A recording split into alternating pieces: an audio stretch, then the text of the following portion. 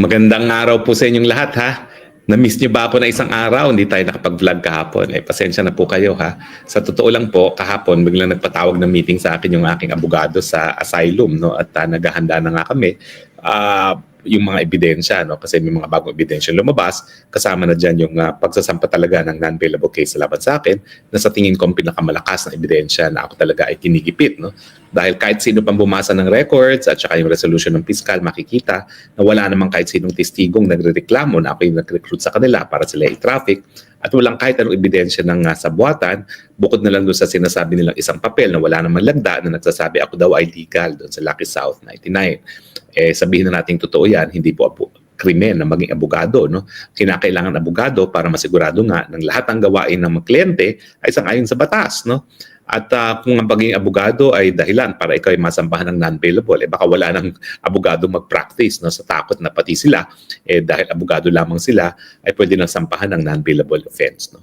Pero hindi yan po ang ating pag-uusapan. Yan lang po yung dahilan kung bakit kahapon ako'y na-busy. Kasi nga, biglaan ako pinatawag, no? Meron po kasing organisasyon na tumutulong sa akin sa asylum at meron din akong abogado na separate, no? So pareho po akong pinatawag kahapon ng ura-urada at siyempre po hinahanda lang yung mga ebidensya, hinahanda ko ano yung dapat kunin sa Pilipinas at mabuti ng handa dahil alam nilang mainit talaga yung aking aplikasyon. Ang sabi nga ng IND, ako daw ang pinakapopular na asylum seeker sa kanilang opisina ngayon, no? At siyempre maraming mga nakatutok so dapat laging handa dun sa kaso.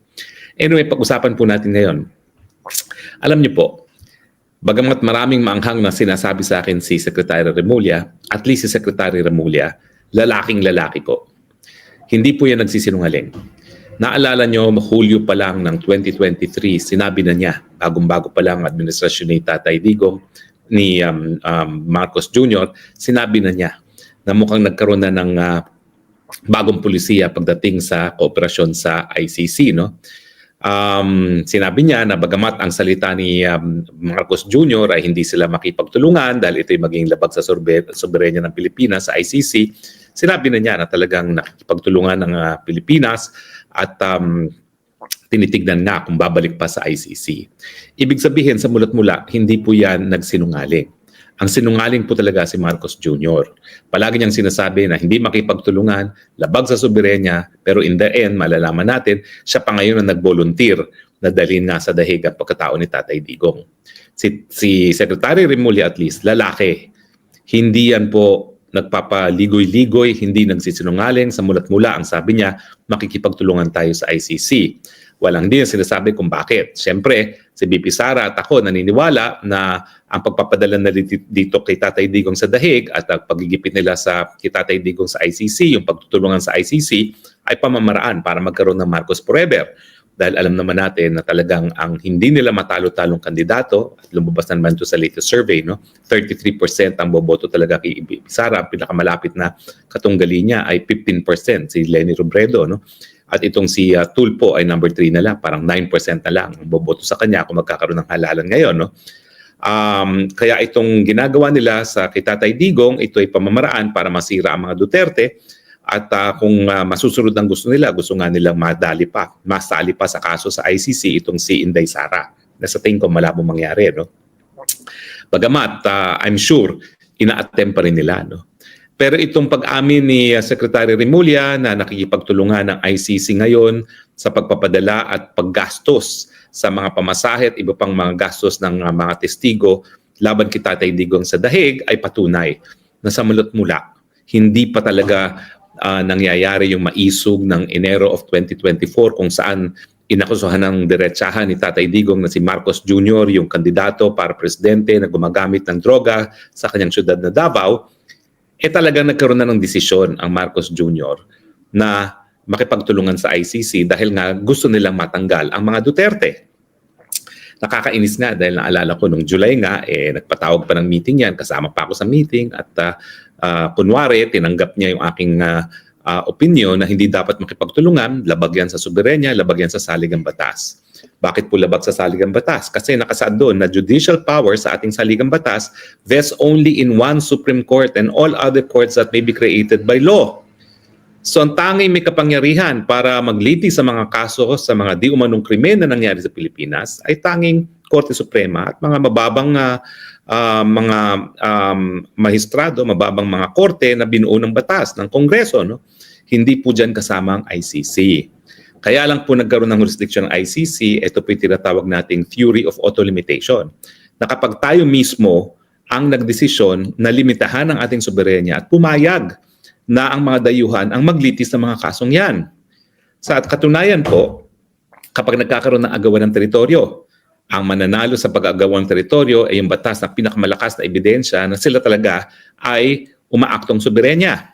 At sa isang desisyon ng ICJ, no, sa panig ng kaso sa panig ng England at saka ng France, ang sabi ng ICJ, yung World Court, ang pinakamalakas at pinaka-persuasive na ebidensya na mas malakas ang soberenya mo ay yung paglilitis ng mga kaso. Kasi yung pag-exercise ng judicial jurisdiction ay isa sa pinakamalakas na ebidensya ng pagiging soberenya. So, mabalik tayo dun sa sinabi nga ni Secretary Remulla na sa mula't mula makikipagtulungan talaga sila sa ICC. Now, bakit hindi dapat? Well, dahil nga po tapos na yung auto-limitation. Dahil tayo bumitiw na sa ICC. At dahil tayo bumitiw na, wala na tayong obligasyon para makipagtulungan. Kasi kapag tayo nakipagtulungan pa na hindi na tayo miyembro, linalabag natin yung probisyon ng ating sariling saligang batas na ang judicial power ay nasa kamay lamang ng Korte Suprema at mga mababang mga korte na binuo ng Batas Pilipinas. At tingin ko, itong kooperasyon na in-extend nila sa ICC ay labag na doon sa saligang batas na yan. Nagkakaroon na po tayo ng willful violation and serious violation of the Constitution. Ang problema po, ang palagi nagsasalita, si Secretary Remulla at ibang sinasabi ng Presidente. Bakit? Kasi iniiwasan nilang impeachment. Dahil kapag binigkas at nanggaling sa sariling bibig ni Marcos Jr. na nakikipagtulungan tayo sa ICC, yan po ay basehan na para sa impeachment. Culpable violation of the Constitution kasi talagang napakalaking dagok po yan sa soberenya kung siya ay makikipagtulungan sa isang dayuhan, banyagang hukuman na wala ng dahilan. Yung auto-limitation po, sige po, pwede ang mga dayuhan, pero dahil pumayag lang tayo. Tumigil na po yung pagpayag na yan, 1 taon matapos tayong bumitiw sa pagiging miyembro ng ICC. Alam niyo ang pagkakaiba ng mga tribunals na nauna ng binuo ng UN, gaya ng Tribunal for the Yugoslavia, Tribunal for Rwanda, yung dalawang tribunal po nyo, ang basihan ng pagbubuo ng hukuman, yung Chapter 7 ng UN Charter. Ano ba yung Chapter 7? Ito po yung means of maintaining international peace. Ibig sabihin, yung paglilitis ng mga war criminals, crimes against humanity, ay isang pamamaraan para nga ma-maintain na ang kapayapaan sa daigdig. At dahil ito ay pinag-utos ng Security Council, lahat ng bansa dapat sumunod sa order ng Security Council. Hindi po ganyan ang basehan ng ICC. Ang basehan po ng ICC, hindi po yung mandatory jurisdiction ng Security Council para mapatupad ang kapayapaan sa buong daigdig. Kung hindi, yung voluntaryong pagiging miyembro ng mga iba't ibang bansa. No? At dahil voluntaryong pagiging miyembro, voluntary rin ang desisyon kung sila ay bibitiw. Wala makakapagpigil sa kanila kung gusto nila. Ang issue nga is gano'ng katagal yung obligasyon na makipag-cooperate kung ikaw ay bibitiw. Well, dyan po papasok yung yung isang desisyon ng World Court tungkol sa Amerika nung dinimanda sila ng Nicaragua dahil pinapatumba ng gobyerno ng Amerika under President Reagan yung gobyerno ng Nicaragua. Ang sabi ng Korte Suprema, hindi ka po pwedeng completely bumitiw sa isang tratado na ura-urada. Kinakailangan merong palugit na 1 taon. Kaya nga po, binigyan ng Rome Statute of ICC ang mga ahensya, ang mga prosecutors, ang hukuman mismo ng ICC ng 1 taon para magsimula ng formal na proseso para litisin at ito po yung preliminary investigation na kinakailangan bigyan ng basbas ng hukuman ng pre-trial chamber para gumalaw matapos ang isang bansa ay bumitiw na sa pagiging miyembro ng ICC. Yung 1 taon pong yan, kinuha po yan sa desisyon ng International Court of Justice doon nga sa pagbitiw ng Amerika di umano doon sa jurisdiction ng ICJ matapos siya mademanda ng Nicaragua. Kasi ang gusto ng Amerika, ura-urada, bibitiw siya at mawawalang bisa yung pagbigay niya ng pagpayag na litisin ng kasong yan sa ICJ. Ang sabi ng ICJ, hindi po pwede. 1 taon ang palugit na dapat ibigay mo. Kaya nga merong 1 taon na palugit na matapos magbitiw ang Pilipinas bilang miyembro ng ICC, pwede naman magsimula ng formal na proseso sa hukuman ang prosecutor. Pero natulog nga po sa kangkungan yung prosecutor at nawala na siya ng jurisdiction matapos sumipa ang pangalawang taon matapos na bumitiw na ang Pilipinas. Kasi kung pagpipilitan na itong obligasyon na ito ay forever, abay, hindi po ba katarungan naman yan sa mga bansa dahil hindi po mandatory ang kooperasyon sa hukuman. Hindi gaya po yan ng Tribunal for Yugoslavia at Tribunal for Rwanda na ang bumuo ay ang UN Security Council. Kapag ang bumuo ay UN Security Council sa ilalim ng Chapter 7 ng UN Charter na tinatawag or Means of Maintaining International Peace, mandatory po yan sa lahat ng bansa na sumunod sa mga utos at i-recognize ang jurisdiction ng tribunal. Pero pag voluntaryong tratado po naging basehan sa pagsisimula at pagbubuo ng hukuman, meron pong karapatan na bumitiw ang mga bansa sa kanilang pagiging miyembro. At yan nga po ang ginawa na ng Pilipinas. Now, so yan po ang dahilan kaya hindi nanggagaling sa bibig ni Presidente BBM ang pagtutulungan sa ICC, palagi nanggagaling kay Boying Remulla. At kung titignan nyo, consistent si Boying Remulla. Alam nyo, ang danger sa ginagawa ngayon ng Pilipinas, talagang ginigiit talaga nila si Presidente Duterte. Bakit? Kasi nga, yung ating basehan na sinasabing walang jurisdiction, ay wala nang jurisdiction ang hukuman dahil sinimulan nga ang preliminary investigation sa pangalawang taon matapos tayo magbitiw. Pero itong unang-una, pag voluntaryong surrender ng Pilipinas sa pagkatao ni Tatay Digong, niwala pa nga ang hinihinging kooperasyon, binigay na kaagad ang pagkatao ni Tatay Digong sa pamamagitan ng kidnapping na hindi dumaan sa proseso ng Rome Statute, Article 59, na dapat hinarap muna siya sa lokal na hukuman sa Pilipinas nang sa ganon, maprotektahan ang karapatang pantao ni Tatay Digong at marespeto ang soberenya ng Pilipinas, no, para malaman nga kung mayroon pang dahilan na i-extradite yung si Tatay Digong sa ICC. At syempre dapat sagutin ng lokal na hukuman kung mayroon pang jurisdiction ang ICC, no, sa kaso ni Tatay Digong. Dahil hindi yan nasunod, illegal nga yung kanyang pagdadala sa dahig. Kaya nga tinatawag natin yung extraordinary rendition or kidnapping. Ang problema lang sa term ng kidnapping, sa ating batas Pilipinas, yan ay gawain lamang ng mga pribadong individual. Kapag taong gobyerno ang nagkait ng kalayaan sa isang tao na walang legal na basihan, gaya na nangyari kay Tatay Digong, at si retired Justice Ascuna naman ay nagsasabi na yung pamamaraan ng pag-serve ng arrest warrant ay illegal dahil hindi nga dumaan sa lokal na hukuman, ang tawag dyan ay unlawful detention. As distinguished from kidnapping na gawain ng mga pribadong individual. So anyway, so itong desisyon na naman ng DOJ Secretary na tayo pa magbibigay ng pamasahe at iba pang gastos para makarating sa ICC mga testigo, yan po ay patunay na sa mulat-mula talagang ninais ng Marcos administration na makipagtulungan sa ICC, hindi dahil gusto nila ang katarungan. Alam naman nila ang katarungan ay po pwedeng mabigay ng ating lokal na hukuman. Ulitin ko po ako'y tumayo bilang isa sa prosecutor na Maguindanao Massacre. 58 murders. And yet, dito sa kaso ni Tatay Digong, sinasabi nila 43 victims. Bakit kailangan dalhin sa ICC? Samantalang ang ICC naman is a court of last resort. Dapat sila'y gumalaw lamang kapag ang lokal na hukuman ay hindi makagalaw dahil merong impunity suit, impunity or merong immunity laban sa nasasakdal o di naman kaya walang gobyernong gumagana. Na hindi naman po ang kaso pagdating sa ating mga korte. In fact, buhay na buhay ang ating korte. We have one of the most active courts, one of the most developed court system in the whole world. Mantakin mo, pagdating sa pangangalaga sa karapatang pantao, meron tayong writ of habeas corpus, meron tayong writ of amparo, meron tayong writ of habeas data. Lahat po yan ay intended para maging special protection sa pangangalaga ng karapatang mabuhay. At hindi naman po lahat ng hukuman sa daigdig ay merong ganyang mga special writs na binuo para pangalagaan ng karapatang mabuhay. Nagpapatunay na buhay ang ating hukuman at kayang-kaya ng hukuman natin na magpataw ng katarungan sa mga biktima. So ulitin ko po hindi sa sinasabi natin na wala ng kaso si Tatay Digong. Pero gaya ng sinasabi niya, kung merong kaso, respetuhin natin ang pagiging soberenya ng Pilipinas. Dapat sa Pilipinas sinasampayan at madesisyonan ng mga piskal Pilipino at ng mga mahistradong Pilipino. Ang tanong, ano maging pananagutan ni Marcos Jr.? Well, akala siguro ni Marcos Jr. palibasa hindi nanggaling sa kanyang bibig at the most that he has said is susunod tayo sa pag-uutos ng Interpol. yan po ay patunay talaga na gross ignorance of the law kasi wala naman pong sariling pulis ang Interpol na dapat sinusunod. At saka malinaw po sa paghihiring ng Senado na hindi pa nga humingi ng kooperasyon ng ICC at hindi pa humingi ng tulong ang ICC sa Interpol mismo, na voluntaryo talagang kinidnap si Tatay Digong at dinala sa dahig. No?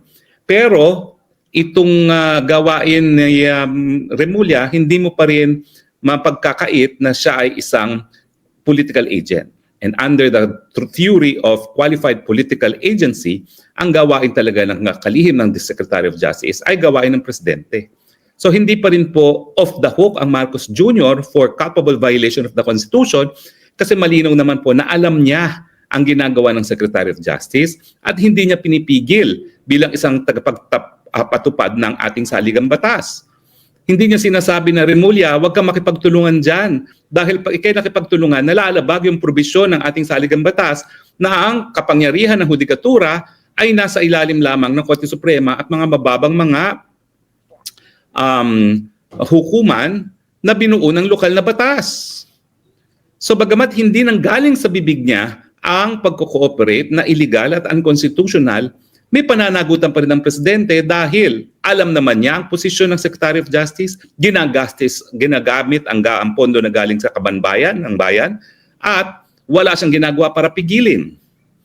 So yan po talaga ay masasabi natin na binding as an act of the President ang ginagawa ng kanyang political ego, alter ego na ang kalihim ng Secretary of Justice.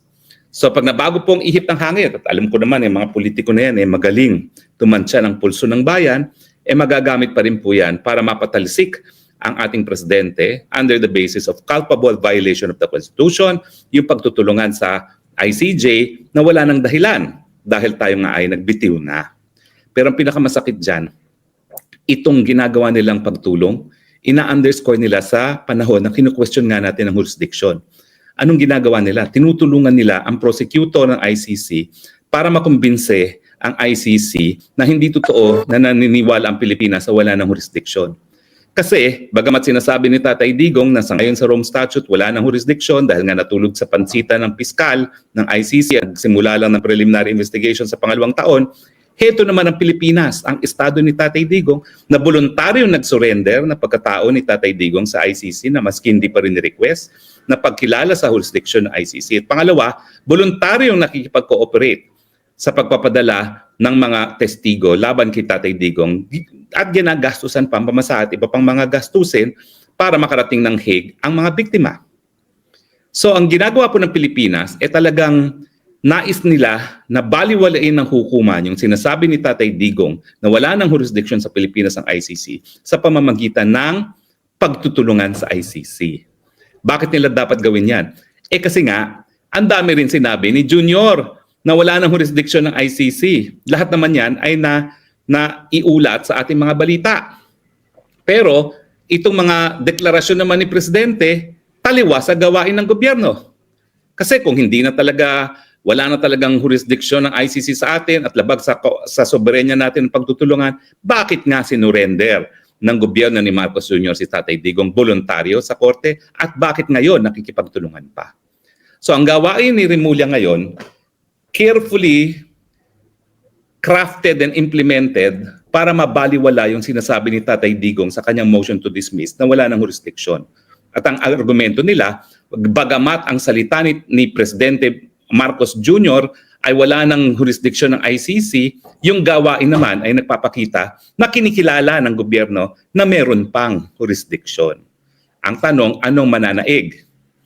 Yung formal na sinabi ng Presidente na pang PR lamang o yung gawain ng gobyerno? Siyempre, inaasahan ni Marcos Jr. na mas paniniwalaan ng hukuman yung gawain ng gobyerno dahilan para ibasura yung motion to dismiss ni Tatay Digong on the basis of lack of jurisdiction. Delikado po yung ganyang posisyon.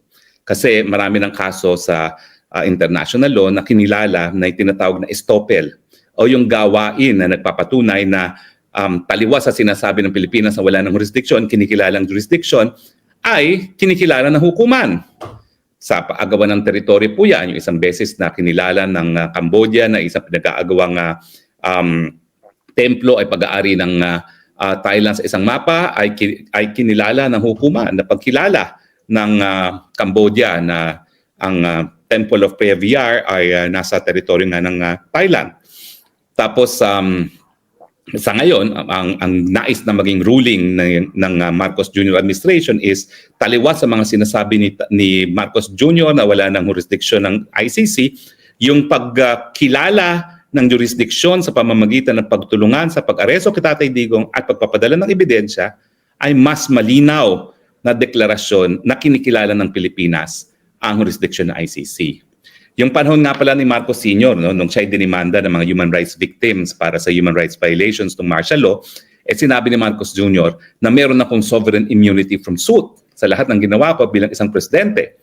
Ang ginawa ng Pilipinas sa administrasyon ni Cory Aquino, dineklara nila na walang immunity from suit si Marcos. At kinilala ng hukuman yung deklarasyon ng gobyerno ng Pilipinas sa ilalim ni Aquino na wala ng immunity from suit si Marcos dahilan para nagpatuloy ang paglilitis kay Marcos Sr. at napatawan nga ng award na mahigit kumulang 2 bilyong dolyares ang mga biktima ng mga paglabag sa karapatang pantao noong panahon ng martial law.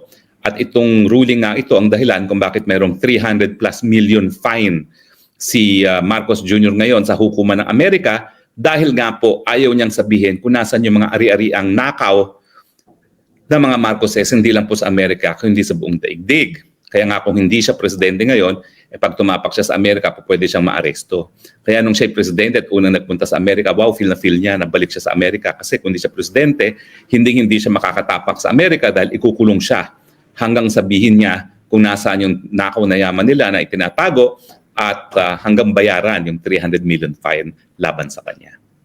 So mga kaibigan, ang konklusyon sa mga pananalita at gawain ni Boying Remulla mula pa noong 2023, malinaw na intensyon talaga ng mga Marcoses gamitin ng ICC para burahin ang mga Duterte. Kahit ano pang sabihin na kasinungalingan ni Marcos Jr.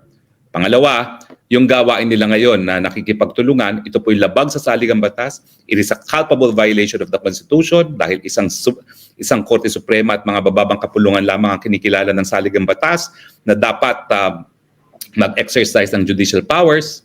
Ito po ay culpable violation of Constitution, dahilan para mapatalsik ang presidente sa isang impeachment complaint. At pangatlo, ang motibo ngayon ng gobyerno sa lantarang pagtutulungan, hindi lang sa pag-surrender kay Tatay Digong, kung hindi na rin yung paggagastos para sa mga testigo labang kay Tatay Digong, ay para nga po ma-dismiss yung sinasabi ni Tatay Digong na wala ng jurisdiction ng ICC dahil ang pagkilala ng gobyerno ng Pilipinas sa jurisdiksyon ng ICC sa pamamagitan ng pagbibigay tulong at kooperasyon sa hukuman ay nagpapakita na kinikilala ng gobyerno natin ang jurisdiksyon ng ICC. Sa madaling salita, tinraidor ng Marcos Jr. ang Republika ng Pilipinas sa pagkilala sa jurisdiksyon ng isang hukumang dayuhan na wala ng karapatan na litisin at kahit sinong Pilipino. Darating ang araw, mapananagot silang lahat. Naniniwala naman po ako na yung mga gawain ng mga kriminal talaga kasama na ni Marcos Sr. at ni Marcos Jr. panandalian siguro, magiging mailap ang katarungan. Pero bilog po ang gulong ng katarungan. Ngayon po, ang katarungan nasa baba. Darating pong araw, mangingibabaw ang katarungan. Mapapanagot ang Marcos Jr. at ang kanilang mga kaalyado dahil dito sa pagtaksil sa soberenya ng bansang Pilipinas. Well, maraming salamat po sa inyong patuloy na tangkilik sa ating Spokes Hour. Ha? Alam ko po, wala na tayo sa poder, pero nandyan pa rin kayo, nakikinig pa rin po kayo sa ating punto de vista. At tayo naman po, kaya naman tayo patuloy nagsasalita, dahil sa tingin ko po, may karapatan kayo bilang ordinaryong mamamayan na maintindihan ang mga usaping legal, lalong-lalo na kung ito'y nakakaapekto sa inyo. At ang usaping ICC po, nakakaapekto po yan sa inyo dahil lahat ng Pilipino, lahat po tayo ngayon ay marangal na tinatawag ang ating mga sarili bilang mga Pilipino dahil binuwis ng buhay ang ating mga ninuno, ang kanilang mga buhay para tayo maging isang malaya at independenteng bansa. Huwag po sana natin baliwalain ang sakripisyo ng ating mga ninuno para sa ating kalayaan. Let us stand for Philippine sovereignty. No to ICC. and bring Tatay Digong home. Maraming salamat po. Ito po inyong Spokesang Bayan nagsasabi, I love you, Philippines. You're the only country that I have. You're the only country that I love. God bless the Philippines. Bye!